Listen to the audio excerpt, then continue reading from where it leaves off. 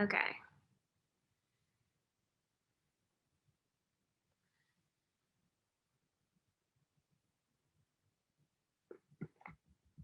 All right. Hi, everybody. I was gonna do this live on Facebook, but it turns out that I can't figure out how to do that properly. But anyway, this is the update with Flufer in tow here. This is Sadie.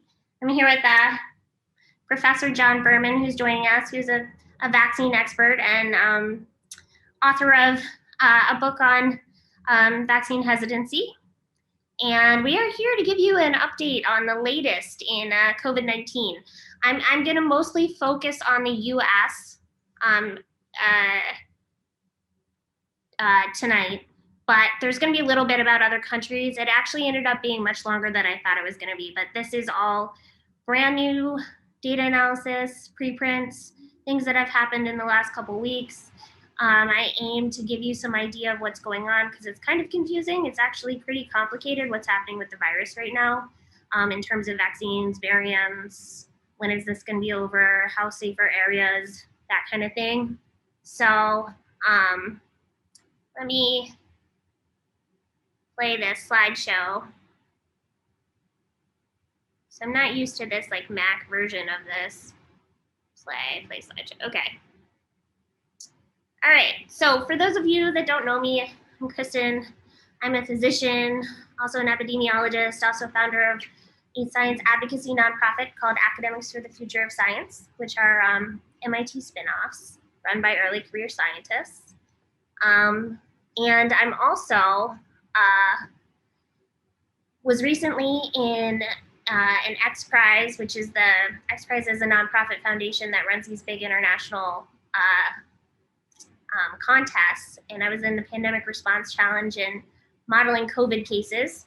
So my model ended up being the top model for the US, and for greater than 9 weeks, you can see that my model, which is in blue here, very accurately predicted US COVID cases, both the Christmas surge, the peak of the cases, and the slope that cases went down up until about mid-February. My model was very accurate until US cases started to diverge. So around mid-February, we saw that cases took this sharp left-hand turn, leveled off, even are now appearing to be increasing a little bit. The pandemic did not end in the way that the data was predicting it to based on my SIR model. And tonight I'm going to tell you a little bit about why that is. And it's a story about variants, in particular the New York variant. So the first thing I did is I split the US into actual states. So this is the plot I was showing you before. These are actual cases. They're corrected for population. And each of these lines is COVID cases in each state over time since mid-December. And you can see that some states have been going down. The majority of the states have been going down as my model predicted, but some of these states are either leveling off or going up. So it's actually a mixed picture. This level off or up rises is different in different states. And you can kind of look at this further. So then I broke it into states that are showing a level off or increase versus states that are showing this complete decrease.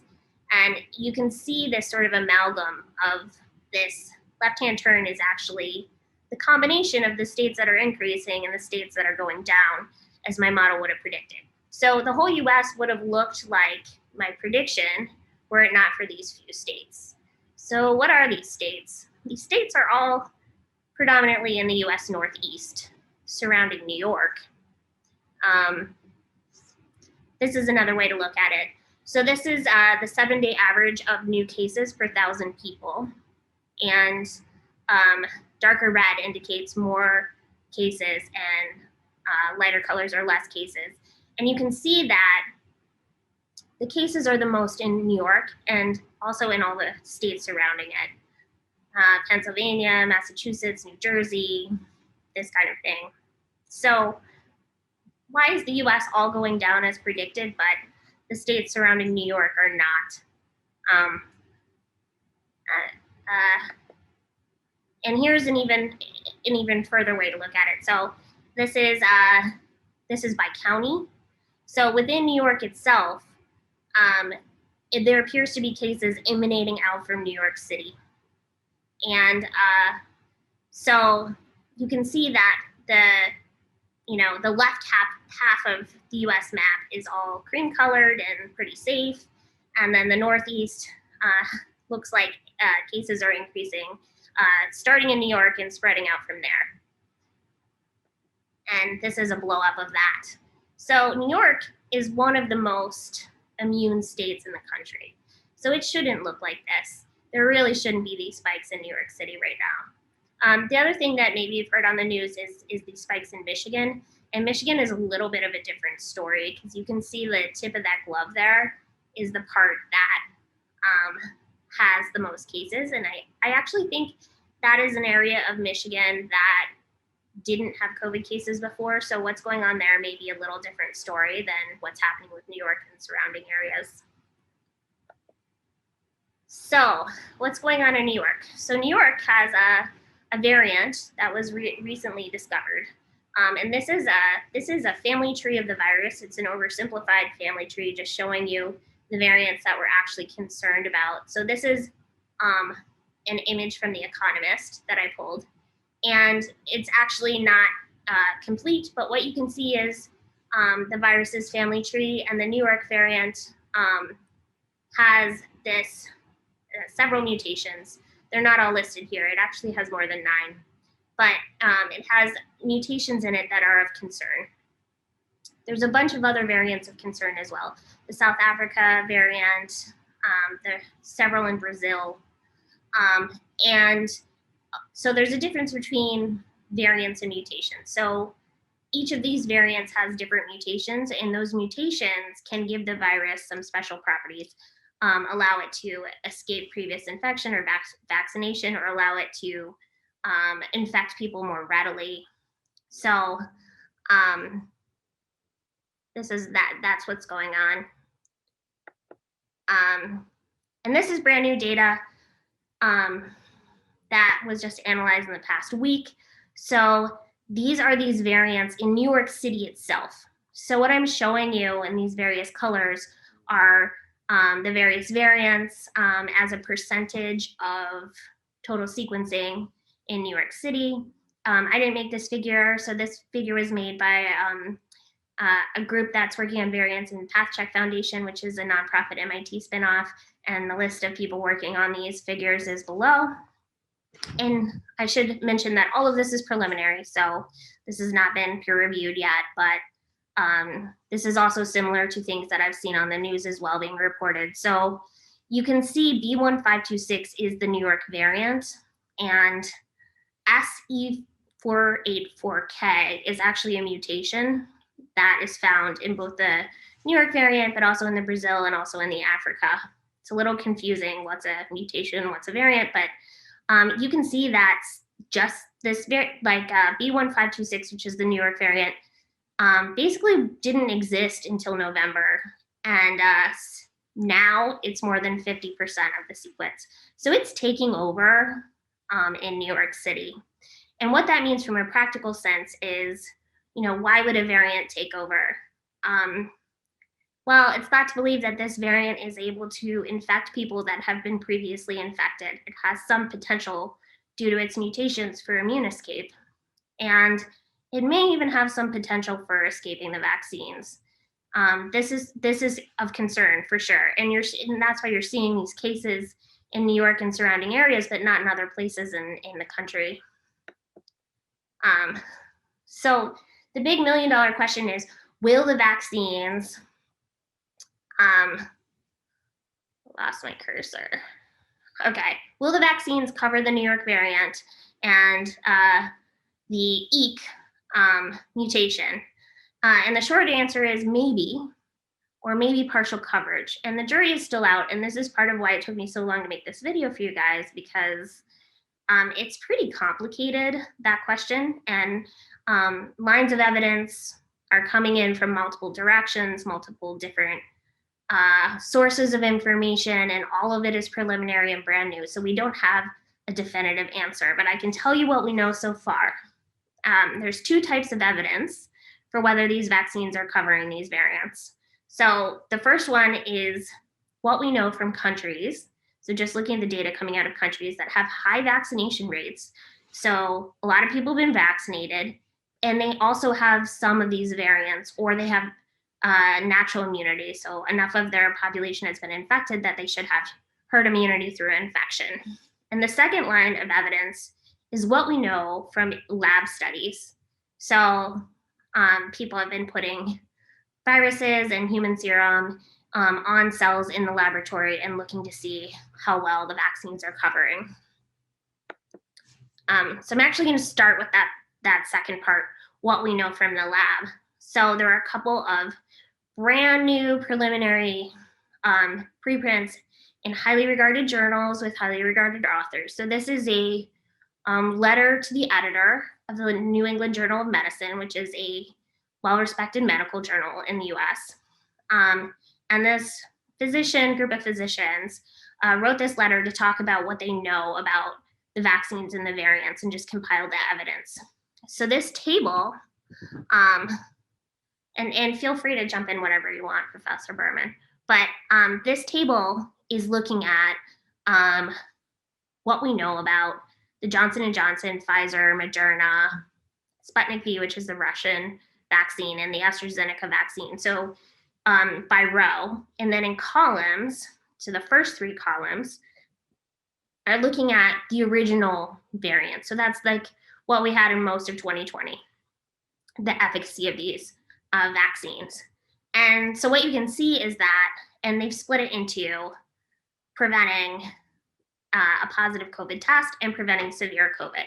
So you can see that all of these vaccines actually are good enough, pretty good at preventing COVID for the original strains. There's some differences, but more or less, if you take any of these vaccines, it's probably going to be fine. So then they looked at, so this sounds complicated, neutralization by pseudovirion or live viral plaque assay. What this translates to is looking to see whether in cell culture in the lab, whether these vaccines look like they're going to cover the variants. And they looked at three variants here. So the B117 variant is the British variant. The P1 variant is one of the Brazil variants. And it's confusing because they're using two different types of nomenclature here, but the 501YV2 is actually the South African variant. So what they show here is that all of these vaccines, with the exception of the Russian one, which we don't have data for, look like they decrease by a lot the efficacy of in the South African variant and in the Brazilian variant. So complete decrease to 8.5x. So the least amount is 4.5x decrease. So scientists are saying that this is still good enough to prevent disease, but we don't know that in live clinical trials because these variants weren't to a great enough degree when the clinical trials were going on for us to have data in clinical populations about how well these variants are going to be covered. We do know that in South Africa, they rejected one of the vaccines because they didn't think it was going to cover the variant there. So like the Johnson & Johnson vaccine looks like it would possibly cover it because when those clinical trials were run late enough that they actually had some of that variant. So they were able to show 57 to 85% with the South African variant. So that's encouraging. So the next line of evidence comes from this paper. So this is also a brand new preprint. Preliminary evidence, so take it with a grain of salt. However, This is a well-respected group of scientists at New York University that published this paper. And they looked at in cells in the lab the New York variant. And that's really the million-dollar question, right? Is this New York variant going to spread to the rest of the country, and people that vaccinated are going to get reinfected, and that's going to be a big problem. So they basically, what I'm showing you on the left, this is a little bit complicated. So scientists out there might be interested in going through this figure in detail, but I will just alert people that this paper exists. This is the DOI. Basically what it's saying is that it does seem to be so they looked at the Johnson & Johnson and Moderna vaccines using serum low N, so N of 5, N of 3 people, serum and how well it prevented the virus from infecting cells in the lab. And they showed that it was able to prevent it, but it was a 3.8 or a 3.3x decrease from the wild type. So how do we interpret that? It's a little bit hard. What does that mean? What does that mean for, what's going to happen for people that take the vaccine and then are exposed to this variant? So I think that's where the uncertainty comes in. And so we have to start gathering more data.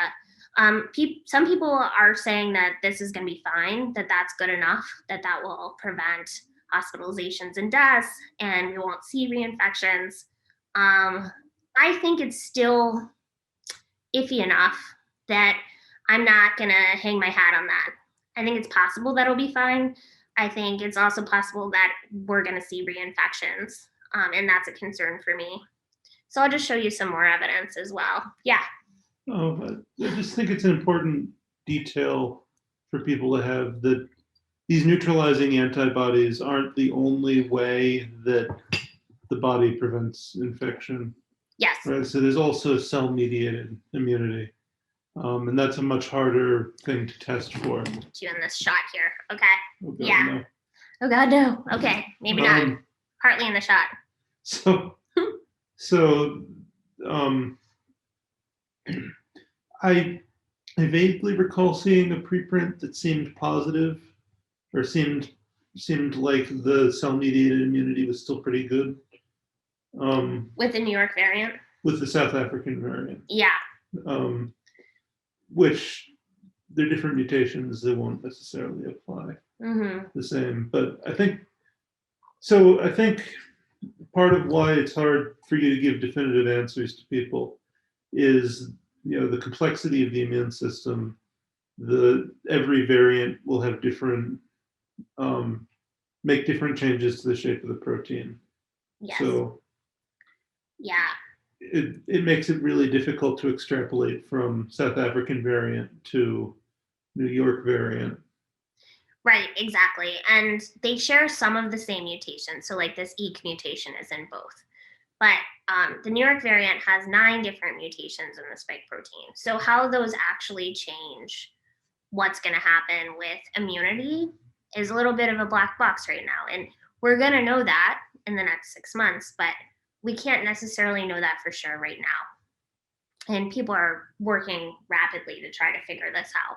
Yeah. So, I mean, I would take it these kinds of experiments get at that question. Yes. But the definitive answer comes from population. Comes from people being vaccinated in New York and us seeing what happens. And I think that's kind of the point, because we don't know yet what's going to happen in New York for sure, it's why it's important for people to still take safety precautions even after being vaccinated in the next few months until we really know what the answer is. And maybe it'll be fine, but maybe it won't be fine. And it does concern me that cases are not dropping and they're going up like this, because I feel like we should have started to see a dip due to the vaccine like we have in other places in the country, and we're not seeing that. So maybe you can explain this to me. Yeah. And to people watching. When you had your slide with your function, your SIR function, it looks to me like that's one function and there's another function superimposed at the same time. That is what I think as well. which is either the growth like this or the growth like this. Mhm. So either it's a exponential function or a sigmoid function. Right. So which is it? So I think what you're still seeing is a combination of even that even that part, right? The part is still a combination of the original variant, the British variant, and the New York variant. So you're not going to purely see what that function looks like until the New York variant and the Brazil and the South Africa have taken over to such extent that you're purely seeing those variants. And that is in the process of happening. So we are seeing kind of like pandemic round two, like they're going to be the predominant variants everywhere. But that hasn't happened yet. So I think it's still it's what makes it hard to model, right? It's still like a mixture of a bunch of different strains of the virus. So I guess it's easy to think of these things in very black and white terms of either you've had the coronavirus or not, or you've had the vaccine or not. But in reality, these are continuous functions. They're not categorical. Right. So yeah, so like there's a range of things you would call coronavirus, even though they have all these different mutations. Right. So even just in New York City, you can see that it's actually 5 or 6 different coronaviruses, right? And each of them are being covered to different degrees, probably by the vaccine and by previous infection. So it's this like amalgam of different functions, which can be modeled. It's just more challenging. But yeah, I think your points are well taken there. That's what makes this complicated. Okay, so I showed you the lab studies. So I'm going to show you about what we know so far from countries with vaccination rates and variants or natural immunity. So the first thing I want to tell you is this is the world. These are cases in the world and deaths in the world. And you can see that cases are beginning to spike in the world again. So cases are going up, deaths are going up. They're going up in most places. They're going up in Europe. They're going up in South America. So the pandemic is most definitely not over in most places and seems to be almost, about to surpass its peak. So that's the first thing. And then if we so this is from The Economist. So these are the countries that have been highest vaccination rates so far. And I check out this graphic a lot. I think it's useful because it gives us an idea of, okay, so we vaccinated in some places.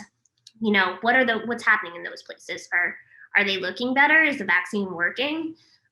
So here I'm just going to focus on 4 places.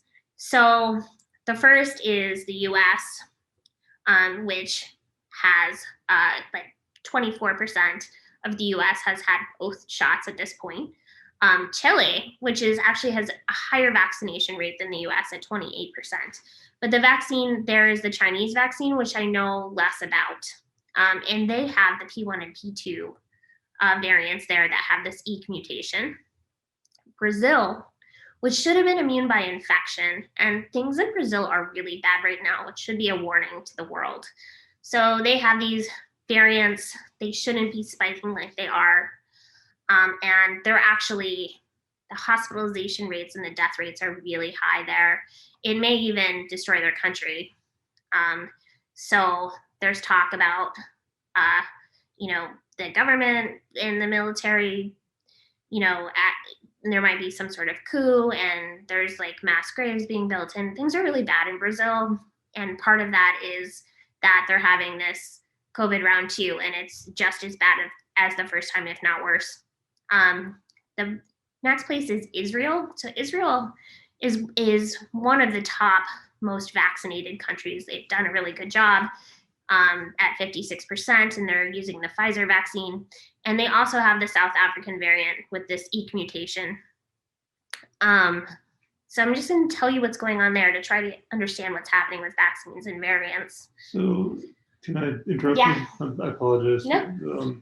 Of course. One thing that's kind of striking to me is it seems like the wealthier countries are tending to be vaccinated first. Oh yeah, 100%. And so if we say every infection, there's X% chance of generating a new mutation. Yep. And let's say we do take care of it in the US, we're still going to have to be worried about new variants arising in the other parts of the world that haven't been vaccinated yet. Yes. And I've heard numbers as late as 2024 for every country in the world getting vaccine. So does that mean we're going to have these cycles of new vaccines coming online over and over and over again over the next decades? So I think that depends. I mean, I think we're gonna have to see how it plays out. I mean, I think that this pandemic is a worldwide problem, that it's a responsibility of the wealthier countries to help out the countries that don't have access to the vaccine because it impacts everyone. I think it's a call to join together as the world, and because, if variants crop up in other countries, they're inevitably going to come to the US and to other countries. So I would imagine that as soon as the US gets fully vaccinated or the cases go down, that we will start shipping vaccine to other countries, or money, which a lot of countries are. There's also this collaborative called COVAX, which we are a part of, I believe, that is trying to band together to get vaccines to countries that don't have them. But there are some countries that haven't started vaccinating at all, or have very, very little vaccine at this point. Yeah. So I think it is kind of an object lesson in how, as a world, we're all one species, we're all prone to the same illnesses. Yeah. And coronavirus doesn't care. Yeah. About national borders. Yeah. I guess we care when we're buying vaccine. Yeah. Right. Exactly. And I do hope that what we're going to see is a ramp up. We're going to see boosters for the new variants. Like, it is my hope that we will crush this thing worldwide this year. Whether that happens or not is really going to depend on how fast we can get production up, how generous countries are with one another, how much we band together. But I hope that this isn't a 10-year problem, because this pandemic is not fun. And no. So, okay. So first I'm gonna start with good news with countries. So this is Israel. Okay, so Israel is 56% vaccinated. It also has the E mutation, has the South African variant. I don't know to what degree. That was part of my homework that I did not get to, because already I have a million slides to show you. So I don't know how much of the South African variant was in Israel, so that's an unknown. They have the Pfizer vaccine. What you can see is this beautiful decrease in cases and a corresponding decrease in deaths and hospitalizations. So life looks pretty good in Israel. I mean, it looks like they've beaten the curve, and they now have something called green passports, right? Which are these, they have nationalized healthcare, and you need a passport, a vaccine passport, in order to go and do certain things like concerts or certain venues. So they're sort of the leader in this. They vaccinated very quickly, and it looks like a success. And that's good news, because that says, at least to some degree, that vaccinating quickly with the Pfizer vaccine is able to cover at least the South Africa variant to the extent that it was there. That's really good news. Yeah. Yeah. Yeah. Skeptical? No, I mean, I think we still have to worry about the Palestinian population. Oh, absolutely. Gotten as much access to the vaccine yet. That is like a whole nother issue, right? And I know there are some political things with Palestine not being counted amongst these numbers, and the way cases were being reported and vaccination rates were being reported. Mm-hmm. But from what I know about this looks good for the Pfizer vaccine, covering to some degree the South African mutation. So that is good news. This is kind of the bad news. So And I'm not really totally sure what to make of this. So this is these are cases and deaths in Chile on the left and Brazil on the right. So Chile is one of the most vaccinated countries at 28%. It is with the Chinese vaccine, which is another thing that I don't know a whole lot about. I haven't seen very many publications on that, hasn't been talked about that much, although I do want to dig further into that because I know that China is donating vaccine to a lot of countries. So we are going to see this vaccine being used in countries that maybe wouldn't be able to be in the queue or afford the Moderna or Pfizer vaccine, which is really nice of the Chinese government to do that. But in terms of efficacy, you didn't see the Chinese vaccine in those two preprints that I showed you. And I think less is known about it here in the US. So my memory is that it's an inactivated virus vaccine, which is an older technology, but Yeah. one that's been used in a lot of vaccines successfully in the past. Yeah. And I think the data was, similar to the Johnson & Johnson ballpark of something like 70% efficacy. But 28% is still not, to me, that's still not an impressive coverage.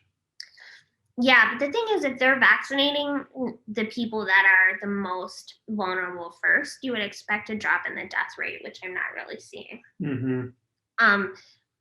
But this data does look kind of strange to me, actually. The deaths are on, I mean, part of it might be the axis we're seeing, but I'm looking at these deaths.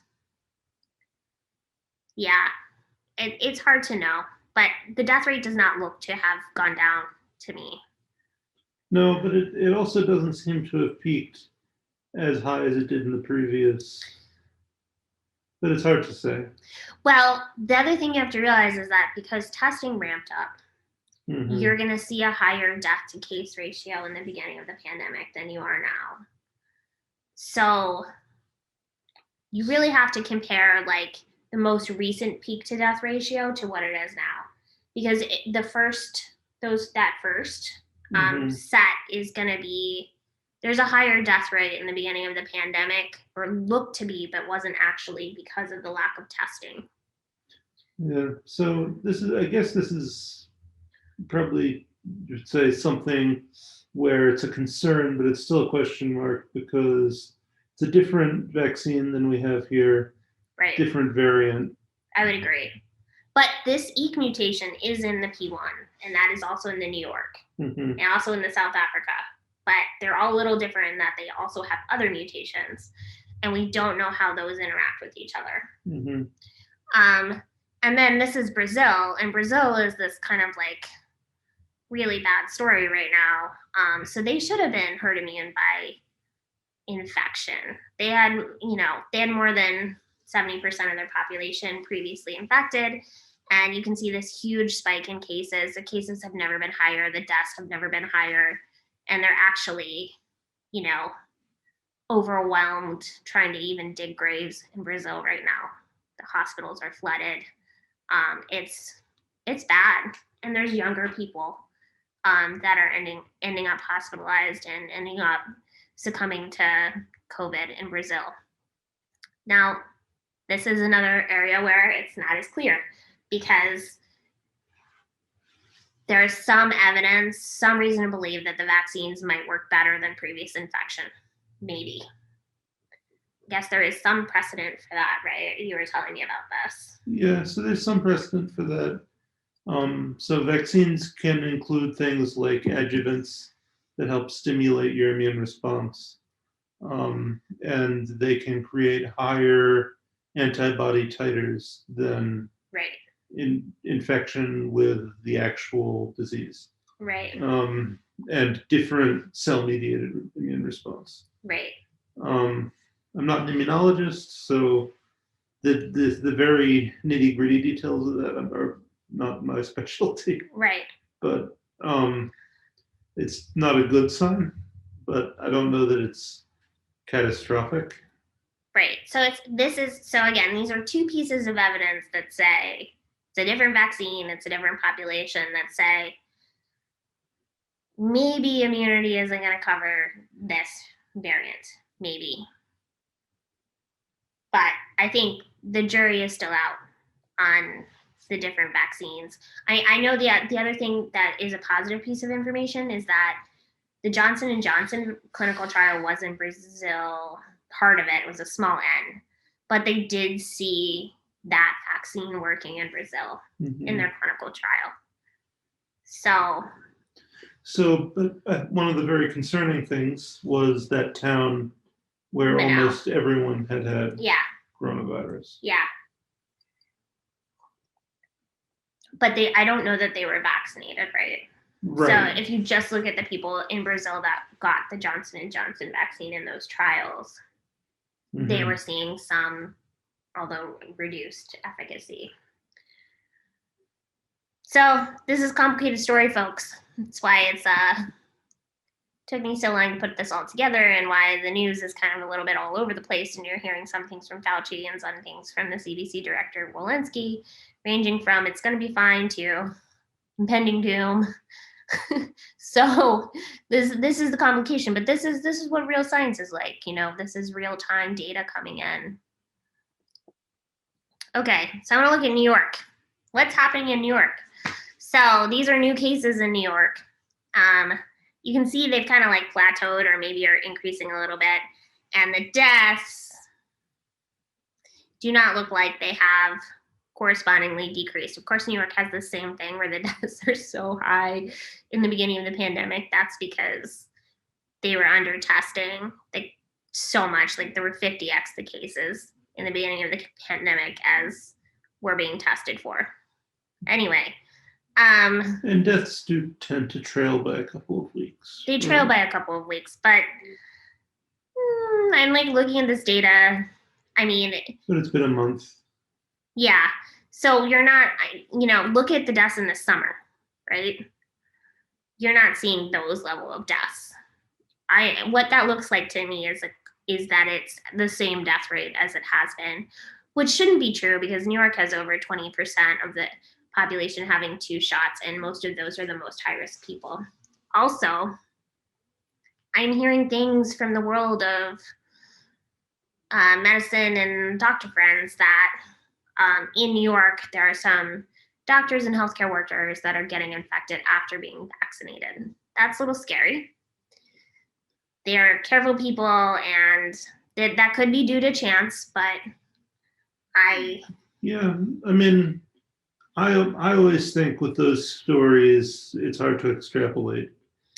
But just because if you have a 95% efficacy rate, and that's in the general population and not people who are exposed at a higher rate, that means 1 in 20 are going, within whatever that study period is, will come down with coronavirus, despite being vaccinated. Yes, but my spidey senses are up. Just if you combine all the data we looked at in New York, the cases being up, the deaths not being down, the weird spike emanating out from New York City to surrounding states, all of that makes me suspicious that we are at least seeing reinfection from previous infection, if not from vaccination. And that doesn't mean that vaccines don't work. They absolutely do work on the original variants. It means that there's a question mark for the New York variant. Right. So it might be 90%, 95%, or it could be 80% or 85%. With the new variant? With the new variant. Or it could be 20%. Or it could be 20%. And that is not a reason not to take the vaccine. That is a reason to take the vaccine because it's better than not taking the vaccine. It's just a reason to also be careful in New York and surrounding areas in particular, I think. And I think that's important because we don't want to lock people down forever. We don't want to have people take extreme measures forever. But there are some places that are safer than others. And New York City is not the safest place right now. Yeah. So what are my personal conclusions? So my conclusions from this are wear a mask after being vaccinated, especially in or around New York City. So again, these are active cases. The cream-colored areas are safer. You can find this on my website at realscience.community/COVID tracking 2. The vaccines may or may not work as well particularly for these variants with the EK mutation, South Africa, New York City mutation, Brazil mutation. So if you're in a place where it's not cream colored and you've been vaccinated, I would just say, like, please still be careful for a little while longer because the jury's still out. We need more information. My big fear is that in a place like New York City, we're going to see another nursing home breakout or another group of people that are high risk that have been vaccinated, get sick and in the hospital, and that would be super tragic. So I would just plead to people to be careful, particularly around high risk people, even if you've been vaccinated, in these areas with these variants. And that's a very specific ask. I don't think that pertains to the cream colored counties. I think that is pretty safe. I would go to a bar there. I would hang out there.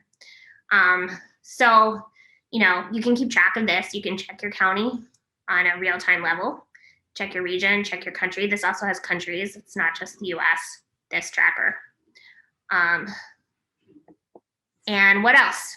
So there's some other good news that I didn't even get into for the sake of time, but new trials have shown that vaccines work in children. Yay, like 100%.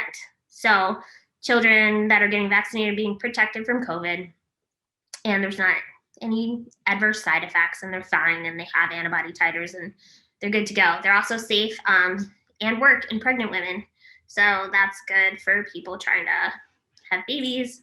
It seems like there's some passage of antibodies to the fetus as well. It may even be good. It's like if you're pregnant and you get the vaccine, your baby may also be protected just from, being in your womb when you get the vaccine. So I think that's really super good news and positive. I know a lot of women out there were worried about this. So another thing is there's a lot of debate about vaccine passports, just like the green passports in Israel, where people are needing to show that they were vaccinated to get into like concerts and things. That could happen in the US. It's a matter of debate. There are some rumblings that I'm hearing that may be on the way. So that means that hold on to your little card you get from the CDC when you get vaccinated. You may need that. That may be your ticket onto an airplane or your ticket into a concert. So don't lose it. Don't get it laminated because you might need to add boosters to the. Yeah, don't laminate it. Just keep it somewhere safe. Keep it with your passport or whatever, your regular passport or your important documents. Well, I mean, if you really need a donut and you go to Krispy, I would take a photocopy maybe. For the Krispy Kreme donut. Yeah. Okay. Also, just today, and I didn't have time to get into this, Moderna is in phase 1 for the EK mutation booster. So we have already started to get boosters. And I heard some very optimistic, I don't know if I believe this, grumblings that we could have boosters in 6 weeks. I think that's like really overly optimistic, but I do think they could happen sometime in the next few months. So if you get your first vaccine, then you can go and get the booster, and maybe that will just do it. Maybe that will end the pandemic over the summer or in the fall. It's possible. It's possible. I think what might have to happen, so we have these sort of truncated trials for flu vaccines because we've decided that certain technologies are safe. Yeah. And if we make a flu vaccine this way, there's a certain safety profile and it doesn't vary that much. So I think we might get to the point where we say the benefits of fast tracking certain boosters are sufficiently high that we're going to do that without as much trial data. I think that's been said by the CDC. I think they're definitely not going to require like the 8 months or whatever it took for the first vaccines. Mm-hmm. How long that's going to take? And I mean, the other thing is production. Like we don't have enough. We don't have enough capacity to make the original vaccine. Right. Add enough of it to cover everyone. Right. So that's going to be a whole nother thing. But I am cautiously optimistic. So I'm telling you a lot of doom and gloom about New York, and I'm telling you to wear a mask there and we don't know and it's really ambiguous. But, you know, what's the over under on this? Like, you know, I think there's a chance, a pretty good chance, that we do beat this pandemic in the next few months, this summer, this fall, because, you know, the Biden administration, you know, like in the beginning they were trying to get everyone vaccinated in the next year. Now they're opening it up to all Americans by in the next month. So production has ramped up a lot. And we're vaccinating very fast, and I think that technology is just going to keep accelerating. So I do think there's reason for hope in the next few months. I think, but I'm worried about this like next 2 to 3 month time frame where people are either thinking it's over or just so burnt out. And I know people are so burnt out from this pandemic that behavior is going to be like, oh, I'm vaccinated, it's fine.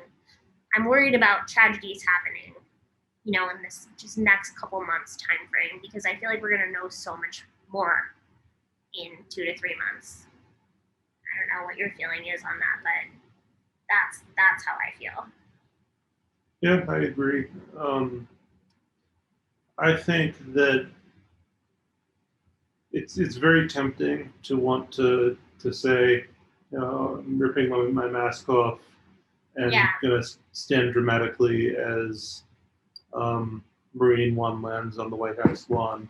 Yeah. And I get a shot of myself like victory. Yeah. But in reality, biology is messy, and it might take some time before we can declare victory. Yeah. And I'm still fairly optimistic that we'll reach a point where we no longer have significant transmission in the U.S. Yeah. But that's still a ways off. It seems like. Yeah. So the estimate people have been using for herd immunity, they're saying 70% vaccine coverage. Herd immunity by vaccine coverage. Okay. They've been saying 70%, and that's based on an equation that they use for that. Right. And that doesn't take into account previous infections necessarily. And it's assuming the worst case scenario for R0, based on the range of possible R0s for the virus. Yeah. So if it's a little bit less than that, then it could be 50 or 60%. Yeah. So I have a lot of thoughts on that. Many of them are controversial. But so I don't like necessarily totally want to get into that. But I do think if it were just the original variant, that we would already be there. I think that we would already see cases be totally down by the combination of vaccination and previous infection. That's what my modeling was predicting. And so we're probably not any time in the next foreseeable future going to reach a point where no one's getting infected in the U.S. Right. So what's an acceptable risk? I mean, that is a question for I feel like a whole nother can of worms, right? So what is an acceptable risk? So that is, first of all, I think that's personal. I think that's a personal decision. You know, how much risk? People take risks every day.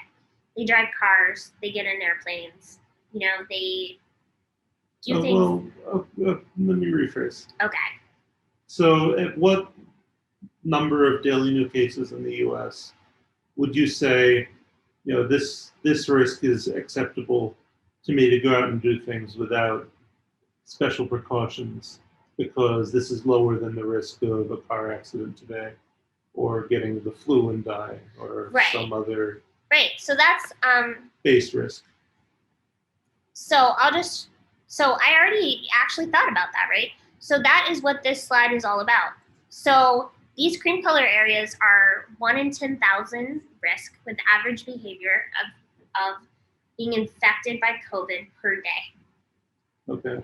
So that to me is my threshold for where things seem safe. So it's a 1 in 10,000 chance of me getting COVID.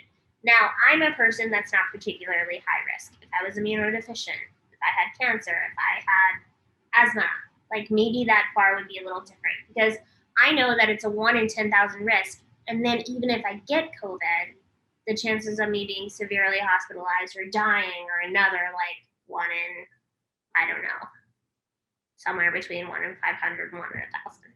So that is like 1 in a million, right? So that risk is something I'm willing to take. That is why I'm like, these cream colored areas for someone who's not particularly high risk seems safe enough to me.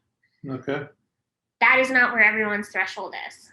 Some people are more risk averse. Some people are less risk averse. Some people are like, I have 1 in 1,000 chances of dying of this.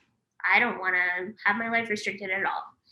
And there are reasons for that. It's not just levels of risk aversion. It's also people's businesses are going under. People are essential workers. People are, not maybe are struggling with mental health and not able to be this isolated, or domestic violence. So all I think that we can do is give people the odds in their particular area, arm them with the information, and then let them assess where their risk point is. Mm-hmm. I don't know how you feel about it, but that is my feeling. I don't know.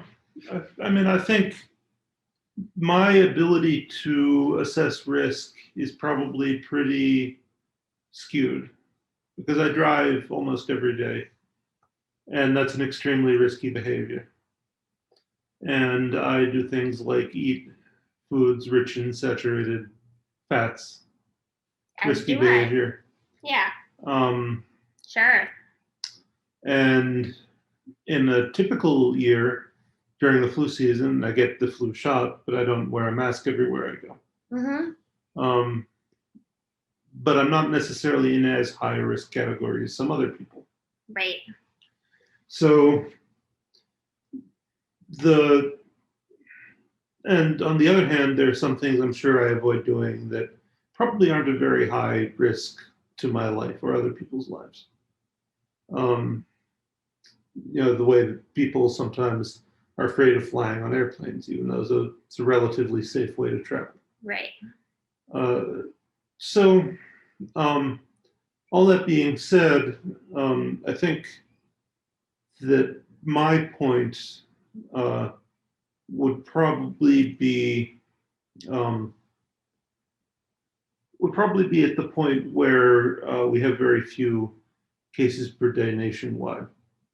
You have a very geographic focus, which is good, because I think if you're living in the desert of Nevada, there's no one else around, it seems reasonable to take your mask off.